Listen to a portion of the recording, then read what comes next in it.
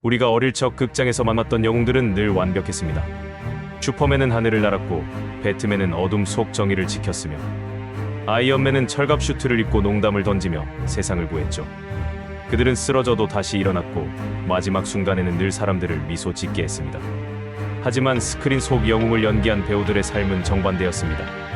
화려한 망토와 갑옷 뒤에서 그들은 누구보다 인간적이었고, 인간이라는 말은 곧 불안과 고통과 외로움을 의미하기도 했습니다. 그래서 사람들은 이런 아이러니를 두고 이렇게 말합니다. 바로 슈퍼히어로의 저주.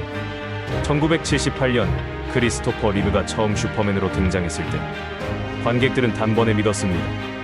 진짜 슈퍼맨이 세상에 존재한다. 그의 체격, 표정, 미소, 심지어 목소리까지도 슈퍼맨 그 자체였죠.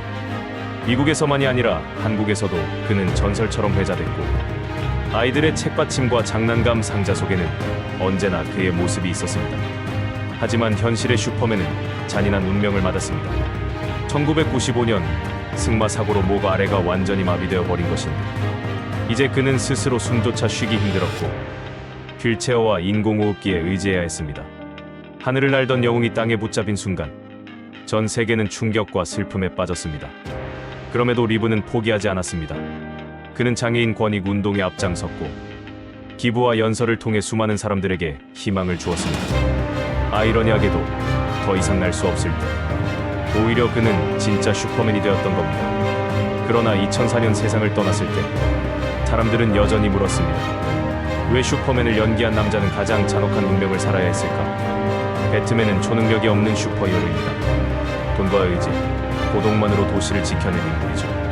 그러나 이 캐릭터를 연기한 배우들의 삶에도 어둠은 늘 따라다녔습니다. 조지 클루니는 실패자 배트맨과 로빈 이후 평생 농담의 대상이 되었고, 마이클 키튼은 수십 년간 배트맨 이미지를 벗지 못했습니다.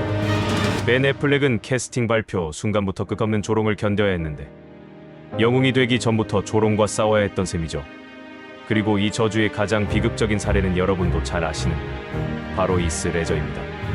2008년 다크 나이트에서 조커를 연기한 그는 영화 역사의 길이 남을 캐릭터를 만들어냈습니다.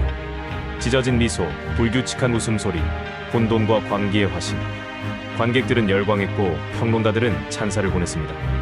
하지만 이 완벽한 연기에는 대가가 있었는데, 그는 배역에 몰입하기 위해 호텔방에 틀어박혀 광기의 일기를 쓰고 수십 번 웃음을 반복하며 목소리를 바꿔가며 연습했습니다.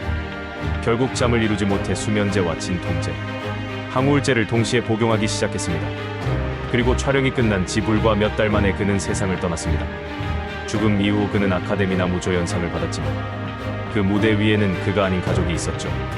조커의 미소는 여전히 영화 속에 남아있지만 이제 우리는 그 웃음이 얼마나 슬픈 대가였는지 알게 되었습니다. 로버트 다우니 주니어의 인생은 또 다른 궤적을 그렸습니다. 그는 한때 술과 마약, 폭행 사건으로 헐리우드의 문제아라 불렸고 감옥까지 다녀오며 커리어가 끝났다는 평가를 받았습니다. 업계 누구도 그에게 큰 배역을 맡기려 하지 않았죠. 하지만 2008년 아이언맨은 그의 인생을 통째로 바꿔놓았습니다. 토니 스타크라는 캐릭터는 다우니 주니어와 완벽히 겹쳤습니다. 불안정하지만 매력있고 재능 넘치지만 늘 문제를 일으키던 억만장자.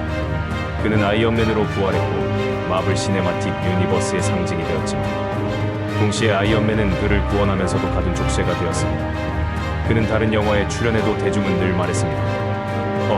아이언맨이다. 아무리 다양한 연기를 해도 사람들의 눈에는 여전히 헬멧 속 토니 스타크가 남아있었던 겁니다. 그리고 마블 영화가 대단원의 막을 내리고 아이언맨이 마지막 숨을 거두던 순간 우리는 모두 극장에서 울었지만 아이러니하게도 그 장면은 로버트 다우니 주니어 본인에게 또 다른 굴레가 되었을지도 모릅니다. 철갑 슈트는 분명 그를 구원했지만 동시에 그를 가둔 장치이기도 했으니까요. 헐크는 늘 교체되는 캐릭터였습니다. 에릭 바나는 잊혀졌고 에드워드 노트는 제작사와의 갈등으로 물러났으며 결국 마크 러팔로가 자리를 잡았죠. 하지만 그도 역시 헐크 그 자체로만 소비되며 다른 작품에서는 쉽게 빛을 보지 못했습니다. 스파이더맨 역시 같은 길을 걸었습니다. 토비 맥과이어는 한 시대를 대표했지만 후속작의 실패와 함께 퇴장했고, 앤드류 가필드는 비평은 좋았지만 흥행에서 무너졌습니다. 톰 홀랜드는 성공했지만 여전히 베이비 스파이더맨이라는 꼬리표를 달고 있죠. 이렇듯 슈퍼히어로가 된다는 건 세계에서 가장 큰 스포트라이트를 받는 동시에 가장 무거운 족쇄를 차는 일이었습니다. 팬덤은 변하지 않는 영웅을 원하지만 배우는 나이를 먹고 세상은 변하고 그 간극 속에서 누군가는 사라지고 누군가는 상처를 입습니다. 슈퍼히어로의 저주라는 말은 단순히 배우들의 죽음이나 커리어 몰락만을 가리키지 않습니다. 그것은 영웅이라는 이름 아래 자기 정체성을 잃어버리는 과정입니다. 배우는 캐릭터가 되고 캐릭터는 배우를 집어삼키죠. 크리스토퍼 리브는 몸이 마비되었지만 희망을 주었고, 기스 레저는 광대에 가면 뒤에서 무너져 내렸으며, 로버트 다우니 주니어는 아이언맨으로 구원받았지만 동시에 갇혔습니다. 그들의 이야기는 우리가 관객으로서 만들어낸 아이러니이기도 합니다.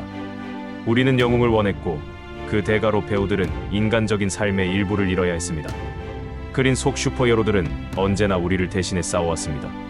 그들이 쓰러지면 우리는 울었고 그들이 승리하면 함께 기뻐했지만, 카메라가 꺼지고 코스튬을 벗은 그들은 우리와 다르지 않은 사람들이었습니다. 어쩌면 더 불안하고 더 외롭고 더 고통받았을지도 모릅니다. 슈퍼히어로의 저주라는 말은 헐리우드가 만든 가장 잔인한 농담이자 우리가 함께 만들어낸 집단적 환상일지도 모릅니다. 그리고 언젠가 또 다른 배우가 망토를 두를 때 우리는 잠시라도 떠올려야 할 겁니다. 그린 속의 영웅은 허구일지 몰라도 그 영웅을 연기한 사람은 철저히 현실 속의 인간이었다는 것을요. 오늘 영상이 괜찮으셨다면 구독과 좋아요 부탁드리고, 보고 싶은 주제가 있다면 댓글로 달아주세요. 구독자 사장님들 나이수샤.